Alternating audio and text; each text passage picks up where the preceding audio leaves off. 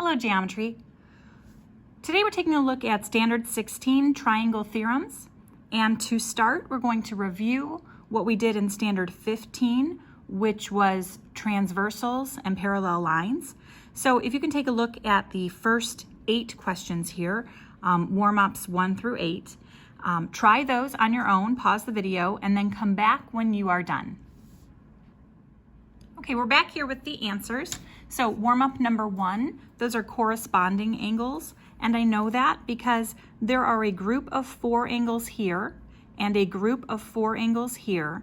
And Y is in the top right of its group and X is also in the top right of its group. So that makes them corresponding angles. For warm-up 2, they are alternate exterior angles because they are outside of these lines and that makes them exterior, and they're on different sides of the transversal, which makes them alternating. And lastly here, these are same side interior angles. For numbers 4 through 6, I've got the degrees written here, 110, 80, and 53 degrees. And lastly, warm-ups 7 and 8, we were asked to find the bold angle. So here this was 85 degrees. These are same side interior angles, which are supplementary, so they add up to 180. And these are corresponding angles, which makes them congruent, so they need to be set equal to each other. And I get 60 degrees for the bolded angle. Okay, for this next part, we do need some materials. So what we need is a piece of paper that we can cut out, so something that you're not writing on. It can be lined, not lined, doesn't matter. We need some scissors to do the cutting. We need a straight edge of some type. I'm going to use a ruler. You could use anything you have, your protractor from class. You could use a ruler. You could even freehand draw this if you needed to, and then something to write with. So go ahead and pause the video and gather those supplies and then come back when you're ready. Okay, so we have everything we need. We're going to follow this activity here, and it says, step 1, draw a triangle and label each angle 1, 2, and 3. So to draw a triangle, I first draw 3 points, and then I connect them with a straight edge. So I'm going to go ahead and connect my 3 sides. So here's one, and if you want to pause the video while you do this, I will as well. Okay, so here's my triangle. Yours probably looks different, and that's fine. I'm going to label each of the angles as number 1, number 2, and number 3. And then usually I like to kind of color in these points a little bit, just so I can absolutely be sure where the angles are. In a minute that will be helpful, but right now I'm just kind of color those in just to make it really obvious where the angle is. All right. Next, step 2, cut out the triangle. So I'm going to take my scissors and I'm going to cut out this triangle. So go ahead and pause the video and do that too. Okay, so here's my cut out triangle. So I'm ready for step 3. Step 3 says to tear off 2 of the angles. So when you do this, make sure to rip them. Try not to rip them super carefully. I don't want a straight line, and definitely don't cut it because then you'll have like a tiny little baby triangle and we don't want that. We want to very clearly tear off this corner. We want to have like a good portion of it here. And then the other part here, tear it off. So now I have those 2 angles torn off. And then they want you to place, this is step 4, place those 2 torn off corners next to the 3rd angle. So this is my angle I did not cut off. And I'm going to take these and position them up here. You should do the same to yours. So basically putting the angles together. So go ahead and do that on yours while I do mine.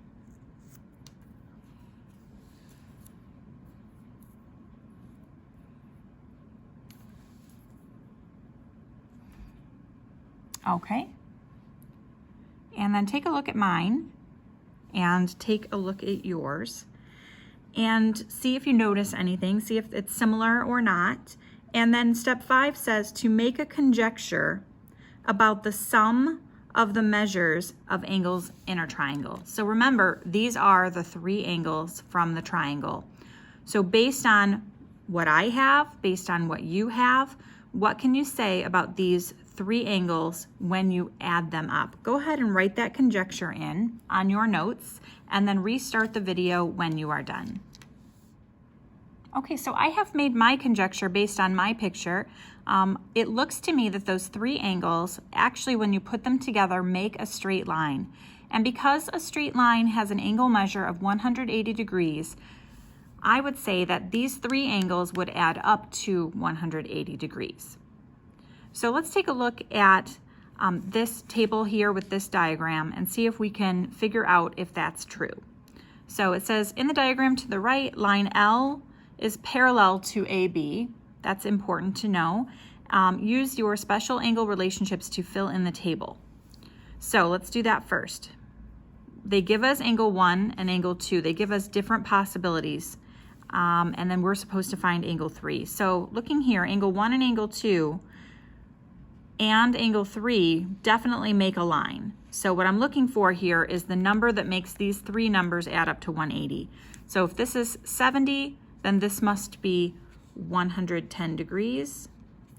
If this is 100, then this would be 80 degrees. And if this is 130, then this would be 50 degrees. Next, find the measure of angle 4. Well, angle 4 is way down here. And if I remember correctly,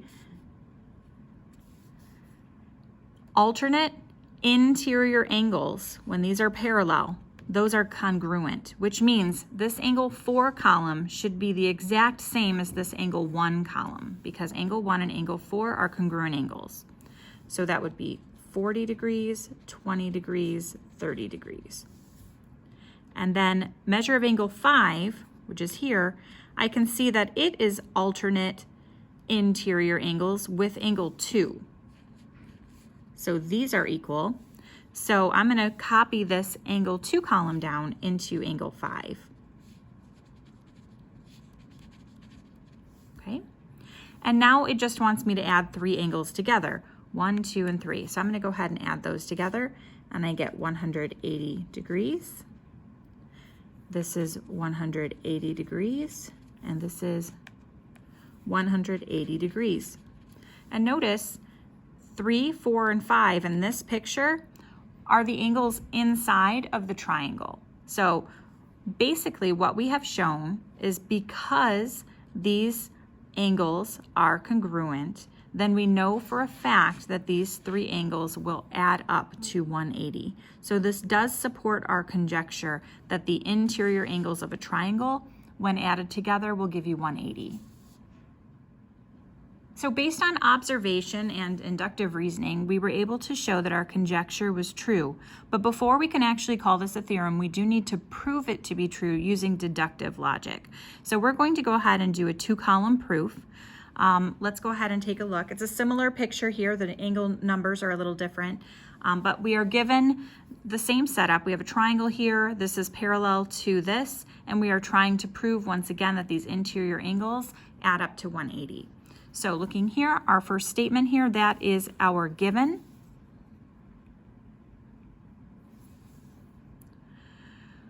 Here, we are told these 3 angles add up to 180. So I want to find those. This is angle 1, angle 4, and angle 5, and it says they add up to 180. And I believe that, and the reason I believe that is because they all are on a line. So we know that term as linear pair when the angles are on a line. I realize that this is not a pair of angles, but it is 3 angles on a line. So I'm going to just put in parentheses triple. However many angles you have that together form a line, they will always add up to 180, no matter how many there are. Here, I have angle 3 is congruent to angle 5, and I have angle 2 is congruent to angle 4. And I remember from the previous page that those are alternate interior angles. Alternate interior angles. And lastly, I have these three angles being added to 180 degrees. It looks a lot like this statement here. The only difference is the 4 has turned into a 2 and the 5 has turned into a 3. And that happens because of substitution. I can replace the 4 with a 2 because those are equal to each other, and I can replace the 5 with a 3 because they are equal to each other. So that is substitution. So now we have proven the triangle sum theorem, and we can use it now to solve problems. So we have another activity here. We again need some supplies. So you will want another piece of paper, scissors, a straight edge, and something to write with. So go ahead and gather those items and unpause it when you are ready. Okay, here are my supplies. Starting this activity, step 1 says to draw a triangle and extend one ray. So I'm going to start with drawing a triangle. I'm going to draw, let's see, one with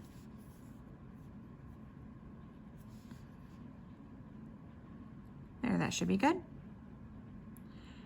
And then I am going to connect these points. So go ahead and pause the video and draw your triangle. Okay, here's my triangle. And then it also says to extend one of the rays. I'm going to extend either this one or this one because that's where I have the most room. I think I'll do this one. I just need to basically have the side of the triangle go a little bit further past the vertex. So there we go. I've now extended the ray. Label each interior angle 1, 2, and 3. So these angles are the interior angles. I am going to follow the example here, and the one that has the extended ray next to it will be my angle 3. The other two angles, it doesn't matter which one is 1 and 2, so I'll just go ahead and do that. But we want this one to be 3. The exterior angle they want to be 4. So they want 3 and 4 to be next to each other, just to make things easier. Then we're going to cut out the triangle, which we can't really do because then we would sort of cut this angle off. So instead, we're just going to cut this part of the triangle out and sort of leave this part alone. So I'm going to go ahead and do that, and then you can see what mine looks like and pause your video after that. Okay, so here's my triangle mostly cut out. I just left this area over here that had the exterior angle. I left that part intact. So step 3. Tear off angle 1 and angle 2, just like before. So tearing off angle 1 and tearing off angle 2. Position the 2 torn off corners over angle 4. So you can see angle 4 right here. They want us to take these corners down here and cover up angle 4 as best you can. So you go ahead and do that on yours, and I will do it on mine.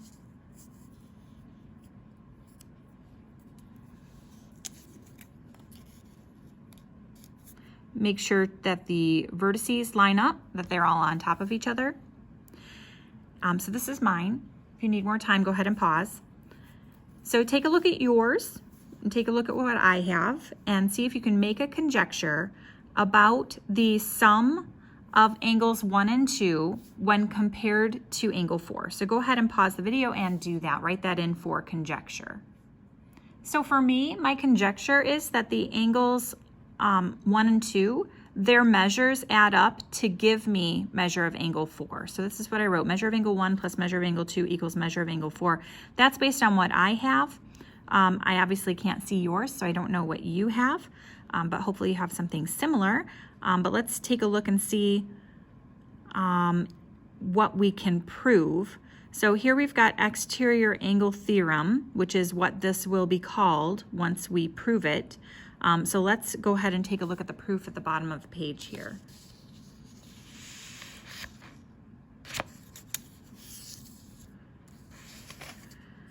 So we've got this triangle. It says exterior angle is 4, the remote interior angles, and those are kind of new words there, remote interior, mean the other two angles that aren't forming a linear pair with the exterior angles. So in this case, since the exterior angle is over here, these are the remote interior angles. And we're wanting to prove that this angle here, angle 4, is equal to this plus this, angle 1 plus angle 2.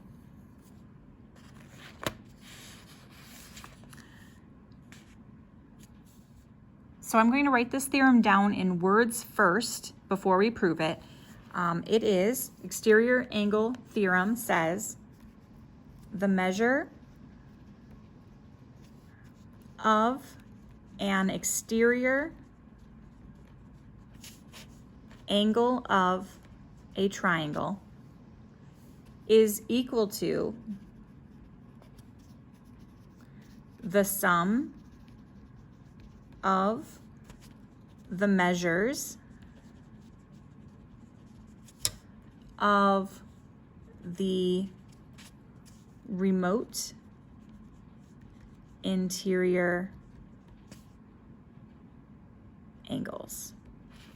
Okay, so there is the theorem that we're trying to prove, written out in words. So here we go. We've got this first part here, which is given. We are given this situation here, which is written out, and that's given. Then they tell us that angles 4 and 3 add up to 180. And we know that because they form a line. So that is a linear pair. Then we are told that these 3 angles here add up to 180. And I know that because of a theorem that we just proved a minute ago called the triangle sum theorem. So once you prove a theorem, then you can use it in other proofs. Next, I have this long line here, which to see where that comes from, look above. It is setting this part equal to this part. And we're able to do that because they both equal 180. So essentially you're taking this right here and you're substituting it in right there. And we're allowed to do that because this part equals 180. So since it equals 180, you can replace 180 with it. So that step comes about from the substitution property.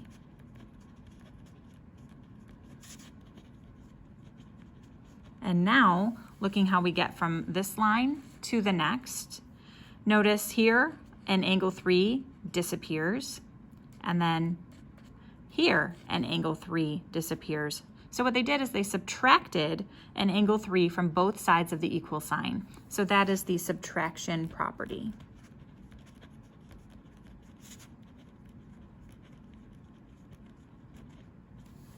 All right, thank you.